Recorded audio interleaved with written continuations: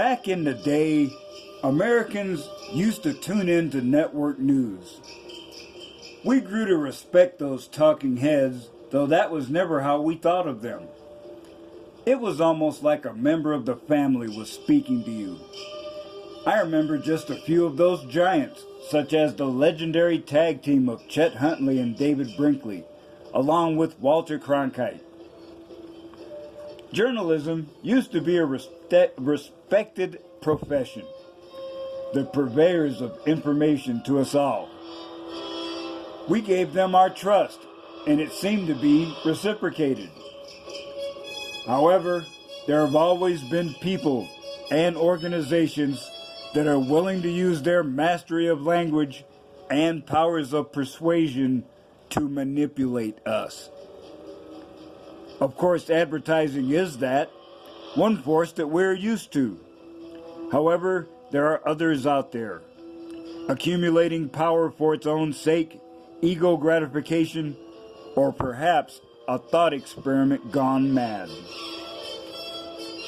We remember things like MK Ultra and Operation Mockingbird.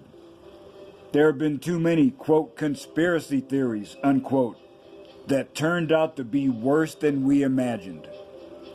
Always increasing bureaucracy and programs funded with black or off-books appropriations means truth is suppressed so long that the damage is done and those ultimately responsible are escaped or dead. Media self-perception began to change with a major event, the Pentagon Papers incident, which led to Watergate. Daniel Ellsberg commits a crime. He makes illegal copies of highly classified documents. He tried to get the attention of Congress but became frustrated at a lack of immediate progress. He then gave them to the New York Times.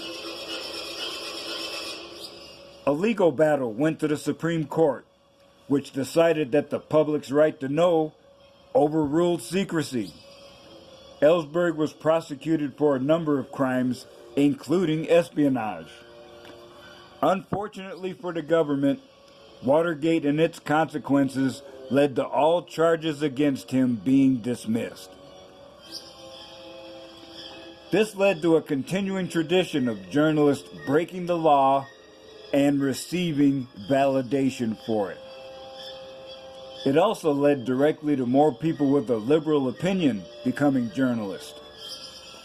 That itself is not a bad thing, but as in all other organizations, those seeking power will find extremists and place them into positions of influence. Now we can see the results of this infiltration.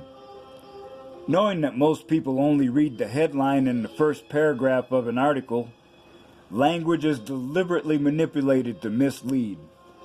By phrasing, an emotional response is induced or a conclusion is presented right from the jump. There may be other completely true statements afterward, but the seed of programming is already planted. Today, more than ever, counter this by exposing yourself to a variety of sources. In this age of information overload, that is not easy, but it is necessary. Foreign news sources have different cultural perspectives and cover some stories that American media ignore. Another effective manipulation technique is to report a story, but if it shows a leftist in a negative light,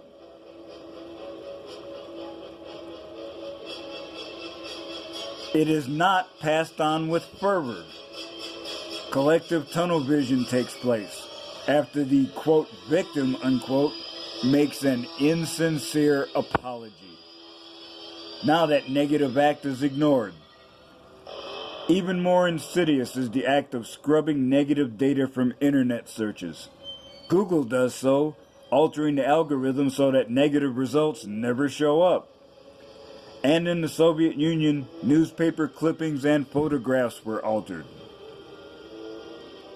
Just like 1984, if you do research, it will show the state is always right.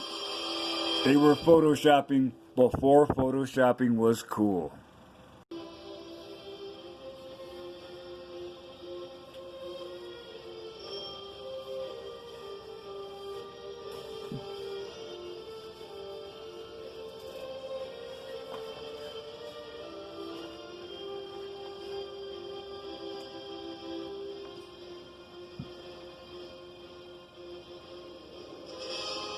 Everybody spins. It is a few specks of truth mixed in with all kinds of propaganda or deliberate misinformation. I admit that every time I see the network news on, I get mad. I can see the blatant manipulation. They are fear-mongering, doing their best to induce an emotional response. They want you to run scared to Big Daddy government and scream, "Save me!" Look over there. Way over there is where you go with that Mickey Mouse bullshit. I feel that there is a need for, as the man said back in the day, something completely different. Therefore, I announced the presentation of a new video series. The Irish fellow will make a brief personal commentary on news items of the day. This will be called the Disinterested Observer. I do this to honor one of the giants of entertainment, one credited with revitalizing his profession. He was as revolutionary as his contemporary Lenny Bruce, and had an impact on culture as great as Richard Pryor did when he became a household name. The giant that I'm going to be channeling, his name was Mort Saul. I believe you will be entertained and enlightened by my analysis. So, until tomorrow, remember, when one teaches, two learn.